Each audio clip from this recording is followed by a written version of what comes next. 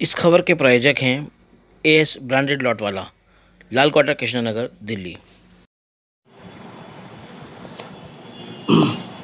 देश के मौजूदा हालात पर बात करने के लिए अब हमारे साथ मौजूद हैं दिल्ली उर्स कमेटी के पूर्व चेयरमैन, प्रमुख समाज सेवी FI इस्माइली। उनसे जानेंगे कि मौजूदा हालात को कैसे देख रहे हैं, क्योंकि कहीं सोनम की बात होती है तो कहीं मासूम से दुष्कर्म की बात होती है। देश के हालात चारों तरफ एक जैसे दिखाई दे रहे हैं, कहीं किसी तरह का मामला है, कहीं किसी तरह का, लेकिन जो विचारधारा की लड़ाई है वो अपनी तरफ दिखाई दे रही है। अभी हम सीधे बात करते हैं FI इस्माइली साहब से। इस्माइली साहब, कैसे देख रहे हैं?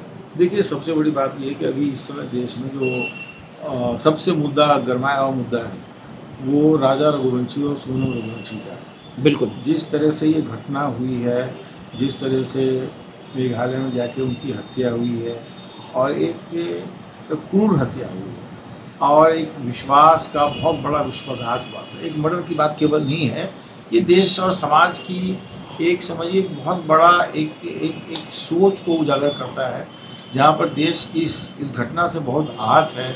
साथ में इस बात से चिंतित भी है कि ऐसी घटनाएं क्यों हो रही हैं समाज और ऐसी घटनाओं के पीछे उसके जड़ का क्या कारण है।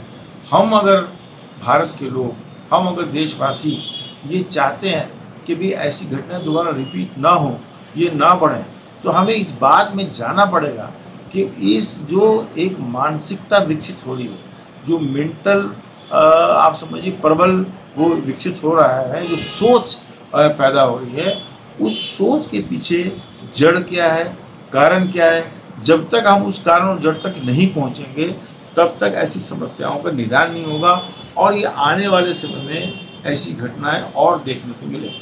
नहीं तो आपको क्या लगता है, क्या वजह है, क्यों इस हद तक आ गई है, हिंसक प्रवृत्ति पैदा हो रही है आज इंसान के अंदर? देखिए, मेरा ये मानना है कि मैं सोनम की जो घटना भी हुई है ये तो एक सामने आई है कि एक बात, ऐसी घटनाएं बहुत सारी पीछे भी हो चुकी हैं। बहुत और इंसिडेंट्स सबसे बड़ी बात मैं देखता हूँ कि देश में जो पेशेंस लेवल है, जो बर्दाश्त करने की शक्ति है, वो घट रही है। और मैं देखता हूँ कि रोड पे रोड रेज होता है, छोटी मोटी बातों पर आपस में झगड़ा होता है, एक दूसरे को मारने पर तुल जाते हैं। कई बार तो रोड रेज में समझिए मर्डर भी हुआ, जान चली जाती, जान भी चली गई। तो ऐसी प्रवृत्ति इसलिए हो रही है कि देखिए, एक तो मेरा ये मानना है कि कुछ संगठन भारत में ऐसे हुए हैं या हैं जिनकी प्रवृत्ति ये रही है कि वो धीरे धीरे लोगों के मन में ये चीज़ डाल रहे हैं। हालांकि वो विशुद्ध उनका जो वो मतलब कि धार्मिक एंगल है, मगर फिर भी जैसे कि वो एक शेर आपने सुना होगा कि लगेगी आग तो आएंगे मकान कई जद में, यहाँ पर कोई हमारा मकान थोड़ी है।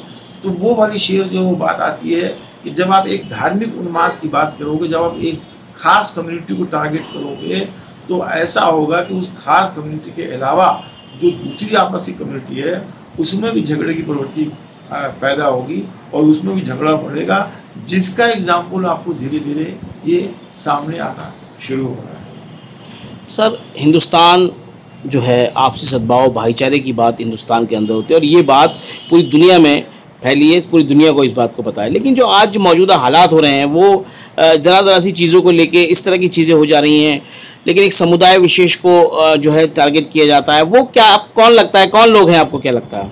नहीं, मैंने बताया कि भैया बहुत सारे संगठन हैं और किसी का इतिहास 125 साल पुराना है, किसी का 100 साल होने वाला है, उनके भी कई संगठन हैं। मैं आपको एक बात बताता हूँ कि भाई देखिए, अभी जो है मैं कई बार ऐसा देखने को मिला कि मस्जिदों के सामने लोग गए, भीड़ गया, मॉब गया, उसने वहाँ पर उद्दंड मचाया, नाच गाना किया, शोर शराबा किया। जितनी चीज़ें कानून के दायरे के बाहर थी वो सारे काम किए, मगर उस पर कोई एक्शन नहीं हुआ, उस पर कोई FIR नहीं हुआ, उस पर कोई अरेस्टिंग नहीं हुआ, है ना। और अभी अब मध्य प्रदेश का केस देखिए कि एक मंत्री जी हैं, उन्होंने भारत के एक तरह से आर्मी को कलंकित करने की कोशिश की। भारत का जो आर्मी है, जो अभी पाकिस्तान से जंग लड़ता है, जो देश की रक्षा करता है, देश की सेवा करता है, उसको कलंकित करने का काम किया। और उनके ऊपर FIR तो हुआ, वो भी कोर्ट के इंटरवेंशन से हुआ, तभी उन पर एक्शन नहीं हुआ। मगर एक प्रोफेसर अभी उन्होंने फेसबुक पे चंद लाइन लिख दिया और उसको अरेस्ट भी कर लिया।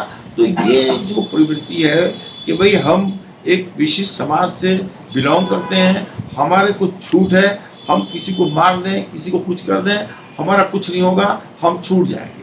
तो ये जो प्रवृत्ति समाज में पैदा हो रही है और जो संगठन इस प्रवृत्ति को समाज के अंदर डाल रहे हैं, वो देश के लिए, भारत के लिए और भारत के समाज के लिए बहुत खतरा है। सर, आखिर आप कैसे लगता है कि कैसे होगी इसकी शुरुआत, इसको जो खाई को जो पाटने की है, और जो इस तरह के जो लोग हैं उनको चिन्हित करके उन पर जो है समाज के सामने उनको जो है बेनकाब करने की? जैसा आपने बताया कि भाई इस प्रवृत्ति को, इसमें मेरा मानना है कि कानून को अपना बहुत ही स्ट्रॉन्ग काम करना पड़ेगा, चाहे वो सुप्रीम कोर्ट हो, चाहे हाई कोर्ट हो, चाहे लोअर कोर्ट हो, और पुलिस को भी करना पड़ेगा। क्योंकि मैंने कई बार ऐसा देखा है कि कंप्लेन नहीं आने के बावजूद पुलिस ने या कोर्ट ने, आप देखिए मध्य प्रदेश के मामले में भी हाई कोर्ट ने स्वतः संज्ञान लिया, किसी ने कंप्लेन तो नहीं किया, कोर्ट ने संज्ञान लिया। तो ये बहुत अच्छी पहल है, ये बहुत अच्छी बात है कि पुलिस हमारी जो है वो मतलब किसी कम्युनिटी के लिए, किसी समुदाय के लिए, किसी भी धर्म के लिए वो बायस ना हो। वो जो भारत का संविधान है, जो बाबा साहब भीमराव अम्बेडकर ने संविधान दिया है, जिससे देश चलता है, वो उसको हमारी पुलिस, हमारी संस्थाएं, हमारी कोर्ट, वो उसको माने और वो उसको सख्ती से और ईमानदारी से उसको लागू करें।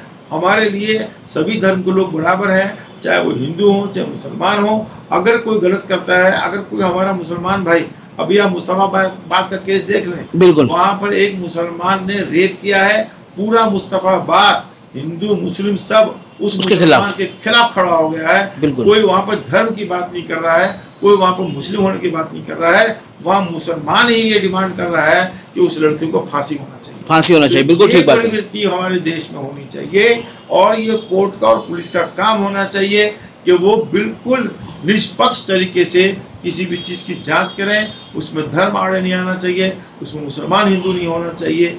अगर ये देश को सख्ती से इसका पालन करेंगे तो हमारा देश इससे आगे बढ़ेगा, समाज मजबूत होगा, भाईचारा मजबूत होगा और देश दुनिया में नंबर 1 होगा।